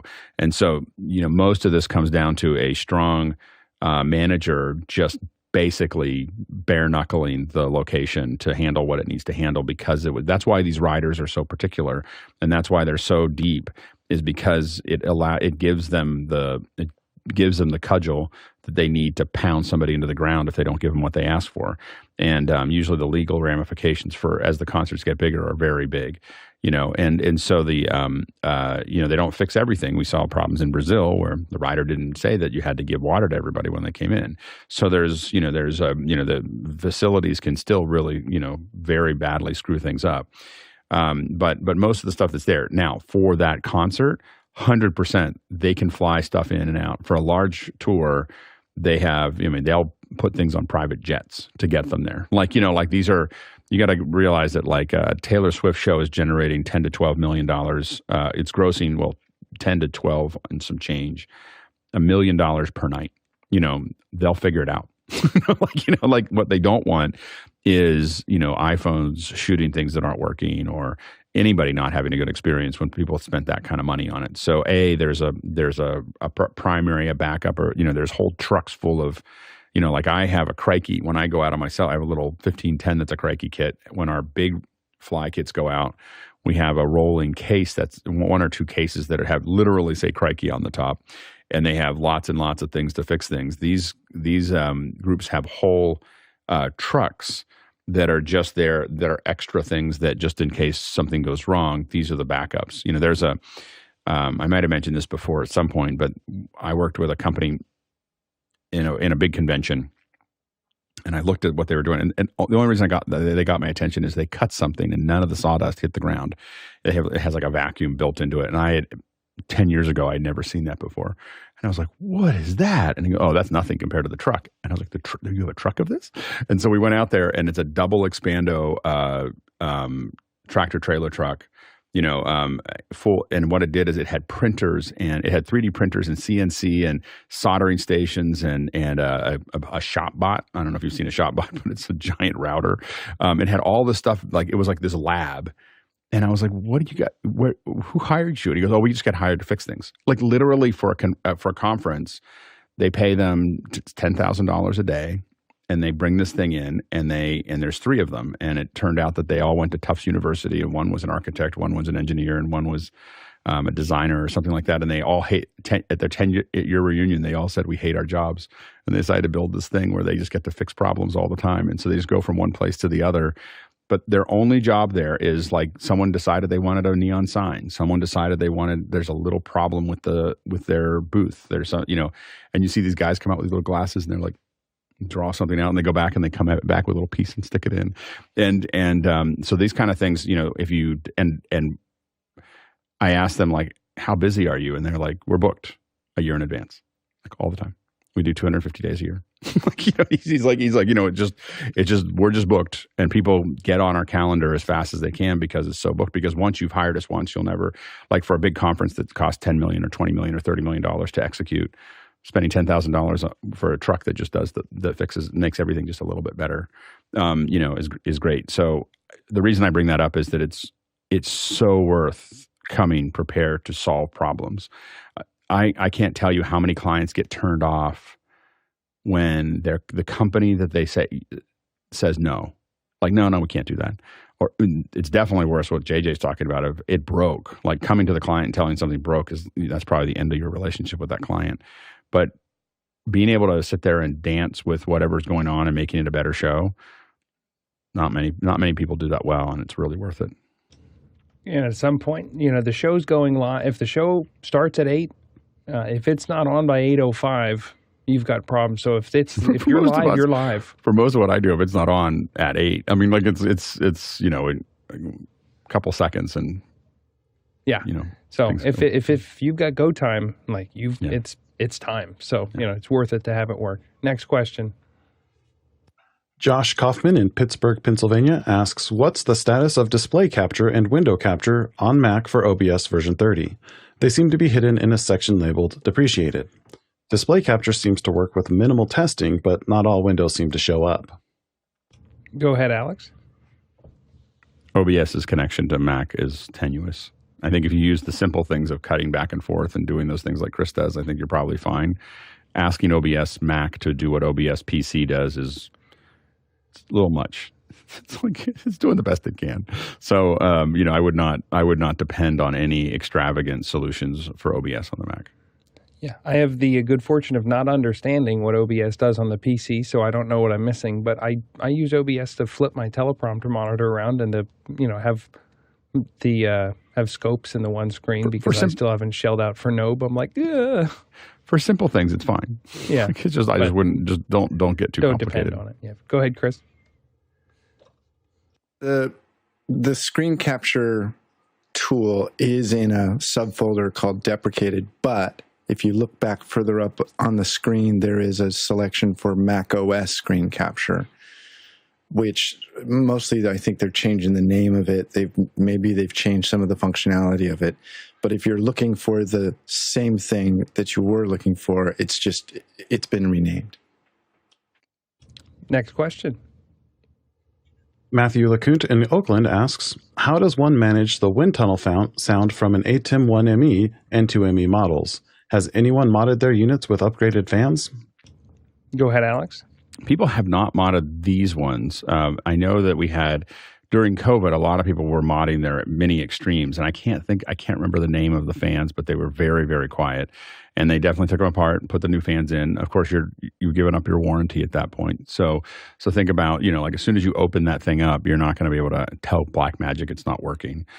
So just know that that's the cost of it, but you can open them up and swap the fans out. And there are fans that are dramatically quieter than what Blackmagic uses for its air movement. What we do is put it in a box that'll drop 30 to 60 dB of sound. So if I want to put it in the same room, I'm going to put it into it's a quieter. I can't think of what it's called right now, quiet box or whatever. But we put them in there, and I put elementals in the same room, and those things are like, you open it up and it's just we call them the jet engines because they sound like two jet engines, and then you close it and you can barely hear them. And so you can do that, or you move them to another room. Typically we're not operating in the same. This is why I don't like switchers. I think these ones, if you're talking about the 1-Ms and the 2-Ms that have all the cables going to the back, then I apologize for you, because that's one of the reasons that we don't like that. We like to have rack mounted switchers that we can put into a box or somewhere else, as opposed to, on the desk switchers, because the on the desk switchers make too much noise. And that's one of the many problems with them. I've got an old Intel MacBook Pro that needs one of those boxes. We nickname that the jet engine. She sounds like she's taken off when you open up Safari. Next question. Sandy Drozda from Erie, Colorado asks, if I like a 14 to 140 lens on my Micro Four Thirds camera, which lens would I need on an APS-C camera that's in the same position? I'm trying to understand the difference between the sensors. Go ahead, Samuel. Well, the thing with the Micro Four Thirds sensor, it's like half the field of view of the full frame sensor, and the APS-C sensor is in between. So you can say the lenses, they always are noted in 35 millimeter equivalent, and you have to multiply by 2 to get full frame, and the APS-C is between. So in your case, the 14 to 140 would be, if you do the math, it will be 18 to 178. So the closest thing to this in an APS-C equivalent, you didn't say what brand you're going with, but I'm assuming perhaps it's Sony. So at least Sony has a 18 to 200, and also Tamron has one the Tamron one is about $400, and the Sony is $800. I don't have experience with these lenses specifically, and they're not constant apertures, or will get darker when you zoom in. And besides just focal length, the other thing to think about is the way that the bokeh is going to react. If you're moving to a larger sensor camera, it's going to it's going to shrink your depth of field. So you may have to adjust what f-stop your camera's at in your lighting if you want the same look on the same lens. Next question. Our next question is from Douglas Carmichael. For those using a large sample or content libraries on a MacBook Pro, is it worth it to pay an extra $1,200 US for an 8TB SSD, or should you fit the libraries on an external SSD? Go ahead, Alex. I would not buy an 8TB drive to put libraries on it. I would do that on an external drive because you may want to use those libraries somewhere else, and it's just not cost effective to fill up the 8. The reason you buy the 8TB, in my opinion, is because you want to edit off of them. Like, you want to do something that requires incredibly fast. That's what you want that drive for, is not to have a bunch of storage that you can throw boxes into. It's a high performance drive, and you want to be able to use it as a scratch drive for whatever you're doing. But I wouldn't fill it up with libraries. I would put those in an external drive. And if you are paying $1,200 and you have a download once option, 3, 2, 1, back her up. Next question. Jason Robert Shaw in Sarasota, Florida asks, I'm finding AirPods starting to irritate my ears. Has anyone on the panel used open-ear bone conduction headphones for listening to podcasts and audiobooks? Recommendations? John, kick us off. Yeah, I use the Shocks. It's an older version of the Shocks. I don't think they probably make anymore, the sport model.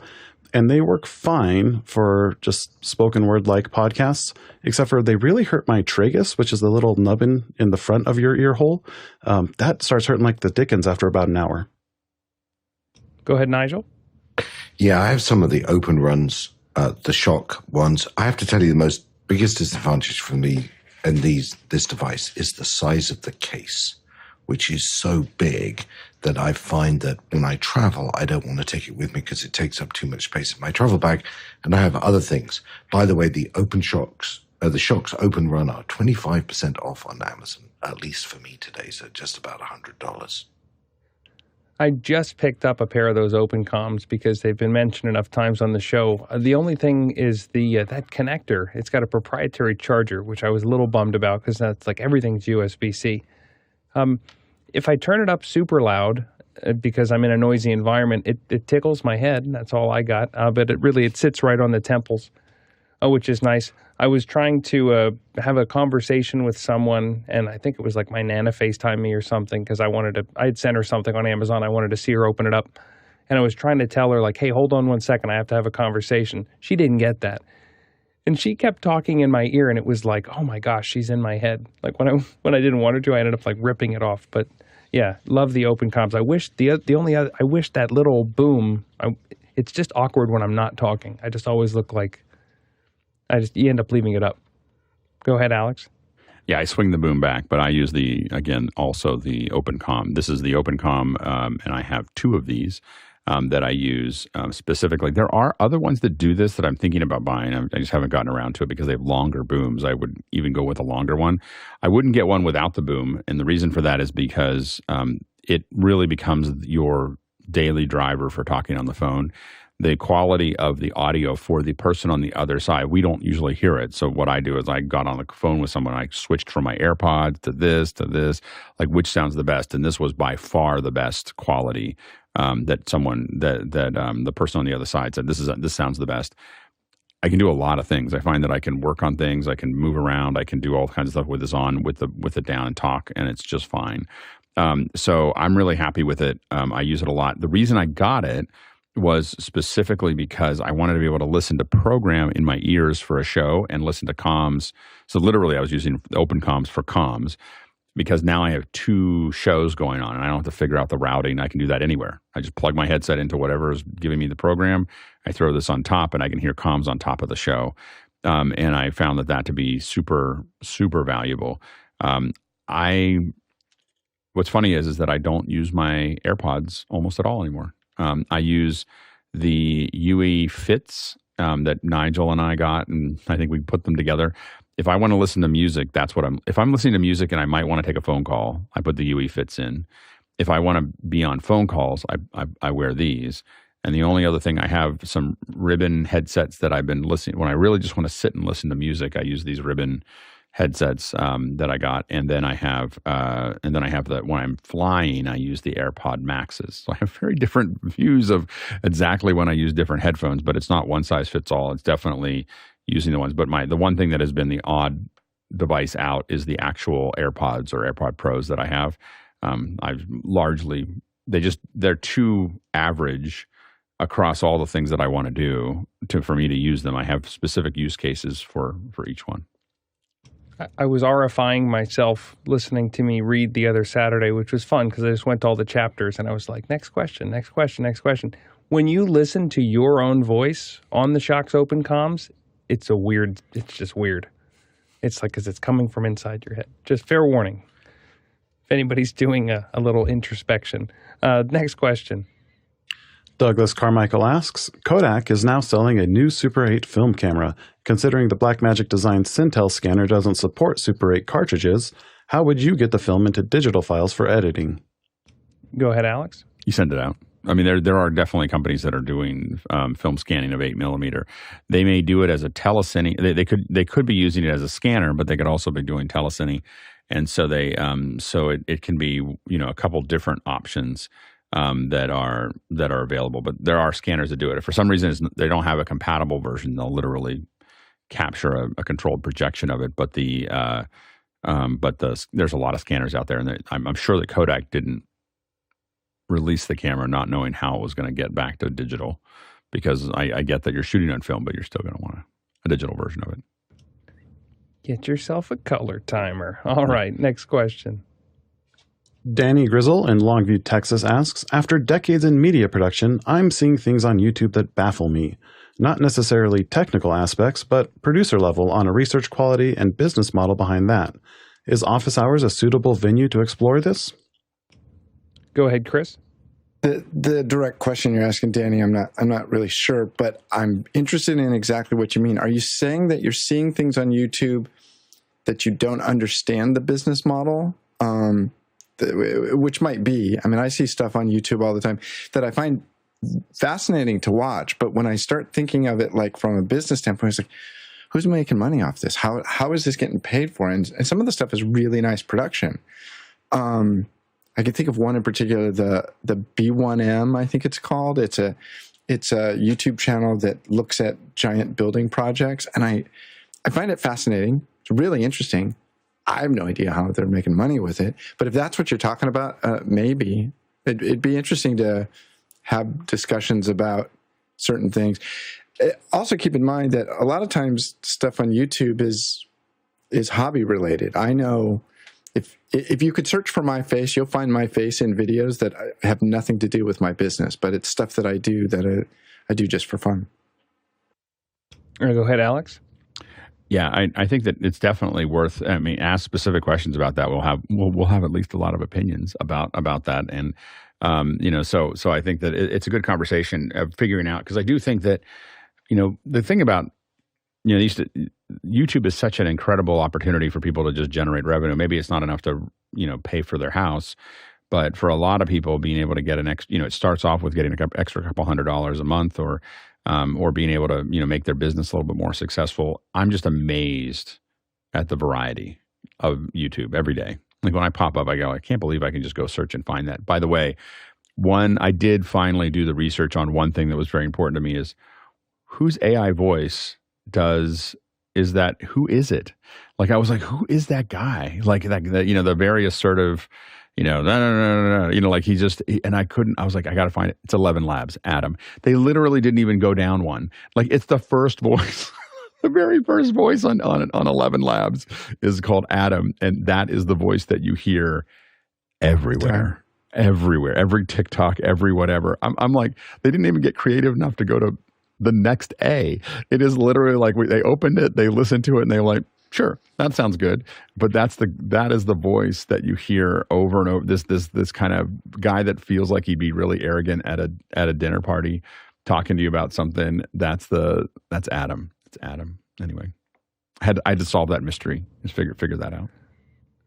Imagine that when the Siri lady went out to order a coffee. Like that had to mess with I will people. say that I am surprised that Siri hasn't gotten better, in the sense that these AI voices are, like, I have to admit, when I first heard that AI voice, the Adam voice, I wasn't 100% certain. It felt a little stilted, but I wasn't 100% certain it wasn't some guy. And then after I heard it a bunch of times, I was like, okay, well, no one's doing all of these. And and I think that when I go through them, the amount of control you have in 11 Labs, by the way, is kind of stunning. Like, you can make it more expressive, less expressive. It tells you when things are going to get unstable, which means it just had the intonations get really weird if you turn it up too high. But I'm truly amazed at that process. And what that's opened up, by the way, is all these people that don't necessarily have a good voice, that don't have they just want to do the animation. They don't want to try to figure out how to write. They just want to write it and have it come out exactly the way they wrote it. They don't have to figure that out. And especially if you're doing foreign stuff, if you're a foreigner that wants to do stuff for YouTube, it's better to use a AI voice than to use your own if you have broken English. Next question. Douglas Carmichael asks, when do you use a fixer when working in a new location, and how do you find one? Go ahead, Alex. Yeah, we don't always use fixers in the United States. A lot of times we have enough connections that we do it, but when we go to other countries, we always have a fixer. So a fixer, usually you're asking people who are in production, like, hey, do you know someone in Rome, or something like that. For instance, and I actually don't remember how I got connected. Like, my fixer in Rome is Dario. And Dario he knows lots and lots of production folks. He knows, but he also knows how to do things like get us past the Swiss Guard without having to look through all of our equipment every single time. Like, those are the kind of things, like, you'll walk over there and sit there and talk, and the next thing you know, you're in. So there's the fixers will, what you're looking for is someone who, they know the lay of the land. They know what the rules of the local country are, the local city. They know they know where all the rental places are. They have access to production, production people. But the really good fixers are the ones that can schmooze. They wander around and they're talking to everybody, and even if you tell them not to shake the Pope's hand, they'll still shake his hand. It's really problematic. But they're very, in some ways, gregarious. you don't ask them a lot about how. The one thing in certain countries, you don't ask them a lot about how they get things done. Like, you don't want to know how a fixer gets things done. And like we had to fly into Ecuador, and Ecuador is a non-carnet country. And my brother flew in. I didn't go. We didn't know exactly how customs was going to work. So I hired a fixer there. I hired a fixer there. And I asked my brother, like, I paid him, I don't know, I paid the fixer like $1,000 to work with my brother. And I said, all the film companies use this one guy. So anyway, my brother lands. He's got a lot of gear. He's shooting on the coast of Ecuador. And he lands, and I text him, about an hour after he landed. I said, how did customs go? Because it was total chaos. Like, we had no idea how it was going to work. He goes, customs? He said, customs, and a question mark. He goes, I got out of the plane. I was taken to a little cafe in the airport, and I had a drink, and then I got in the car. He goes, I didn't see customs. And I was just like, and I'm like, that's a good fixer. so I don't know exactly what happened there, but it all sorted itself out. So those are it just depends, but you have to have one, especially in emerging world countries. It is life and death. Like, you need a fixer. You need someone there that understands, that you can trust, that is going to manage your needs. Go ahead, Nigel. So the best source for good fixers is other good fixers. They know each other in other countries.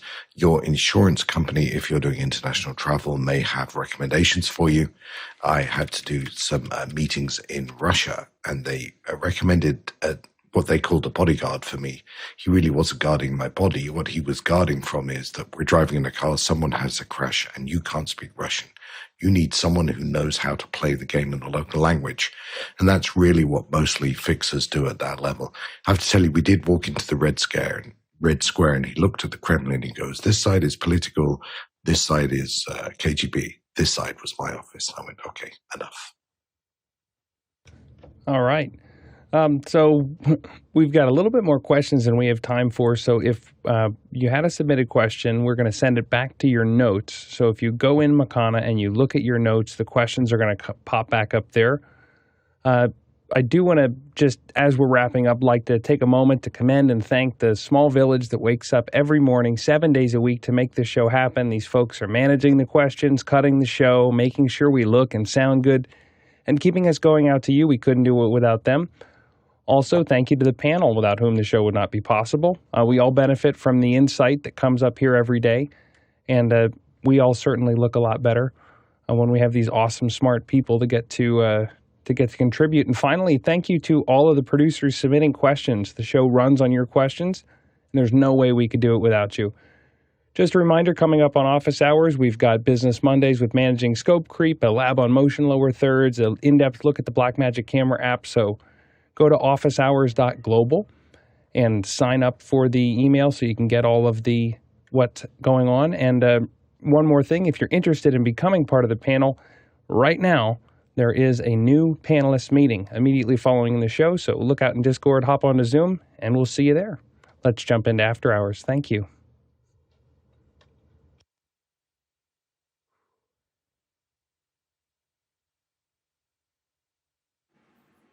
Alex Lindsay is very good at finding voices on the internet.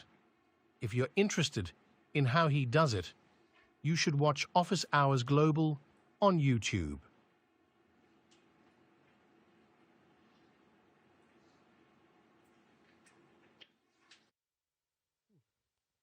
Thanks, everybody. That was exciting. Good job. Well done. Good job.